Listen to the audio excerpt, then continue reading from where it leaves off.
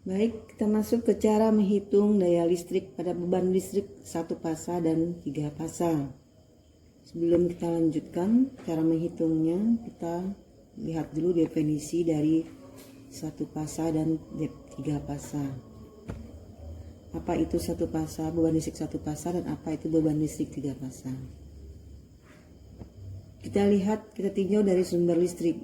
Sumber listrik seperti kita ketahui terdiri atas berdasarkan jumlah pasanya.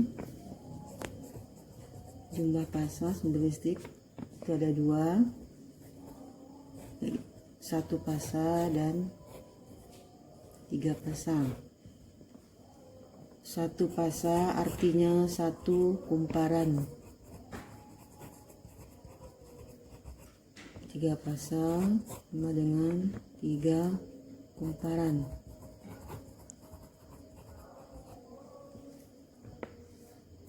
Sekarang pertanyaannya, kumparan yang mana? Kumparan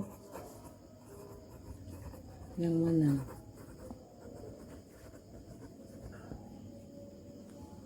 Jawabannya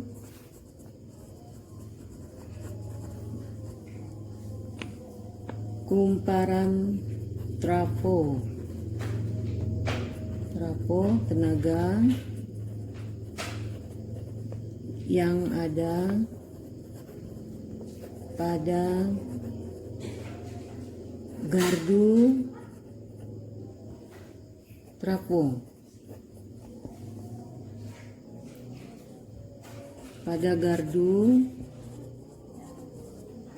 trafo ada 3 kumparan. Artinya 3 kumparan sama dengan 3 fasa. Seperti gambar berikut.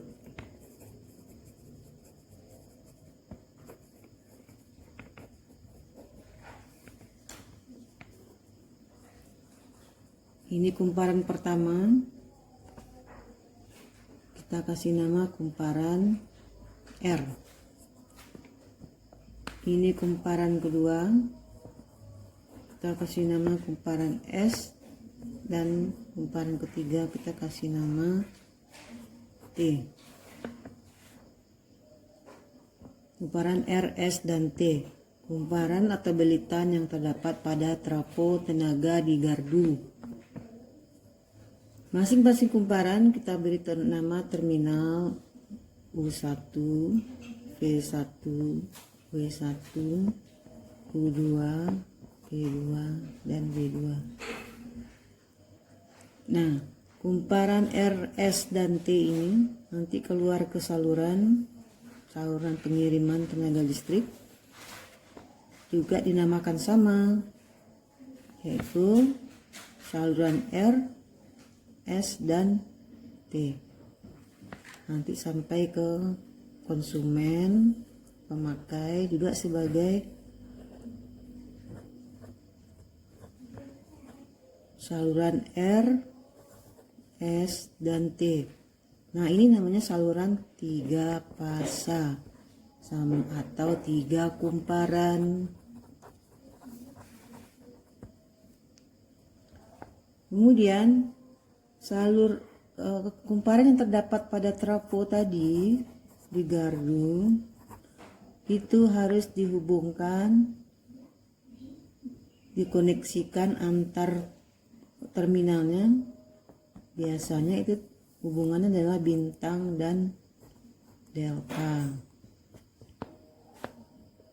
Dan jenis tegangan yang ada di konsumen, yang kita pakai di konsumen, jenis kumparannya itu adalah hubungan 3 fasa 4 kawat. 3 fasa R, S, dan T, kawatnya 1, 2, 3. Kawat keempat yang mana? Kawat keempat adalah kawat netral di sini. Ini kawat netral. Artinya trafo ini terhubung bintang. Ya, kenapa ini terhubung bintang? Coba kita konversikan ke sini. Misalnya ini R S T R S T. Ini tadi terminal U1, kita pindah ke sini. Ini dia.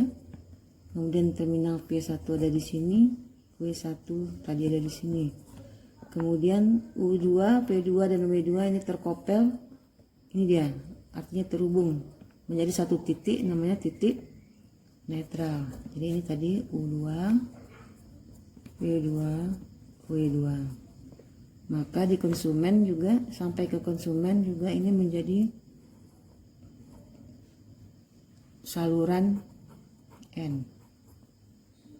Kalau ada beban di sini juga terhubung bintang. Ini beban lampu 3, saya pasang 3 sini beban lampu. Maka beban lampu ini juga terhubung bintang di titik netralnya. Ini saluran atau pasa R, S, dan T.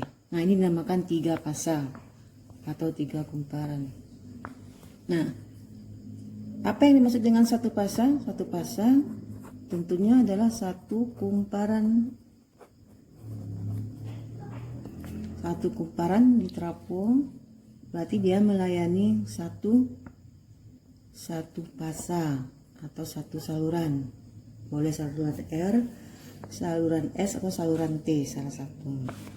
Nah, apa rumus daya untuk beban yang terpakai di beban listrik ini? Simbolnya itu adalah P. P itu adalah daya terpakai atau daya aktif. Daya aktif atau daya terpakai. Artinya daya yang aktif dipakai oleh konsumen atau daya yang dipakai oleh konsumen, makanya daya terpakai. Ya, satuannya adalah watt. Rumusnya P sama dengan tegangan satu pasa dikali arus satu pasa dikali cos P. Cos P adalah faktor beban. Apa itu faktor beban atau cos P? Cos P adalah perbedaan sudut yang dibentuk antara tegangan dan arus secara vektor.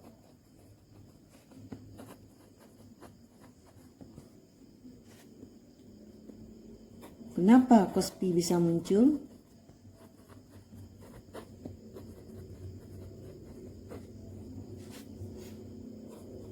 Cos P muncul akibat sifat beban listrik yang berbeda-beda.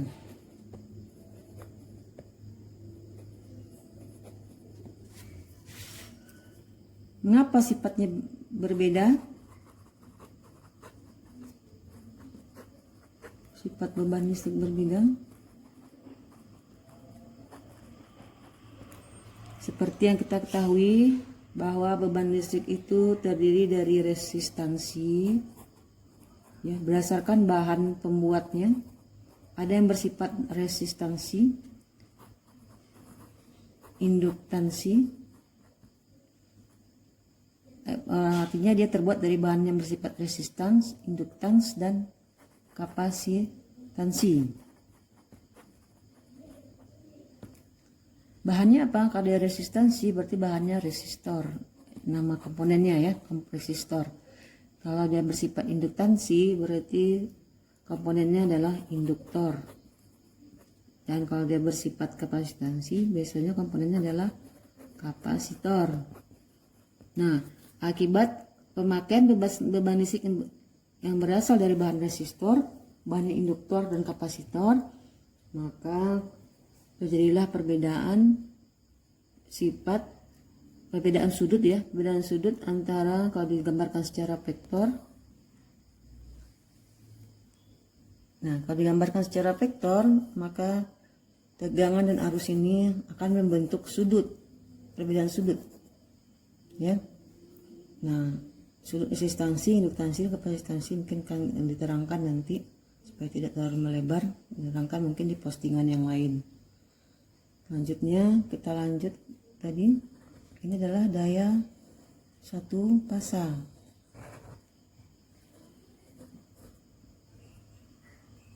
Kemudian bagaimana dengan daya 3 pasang?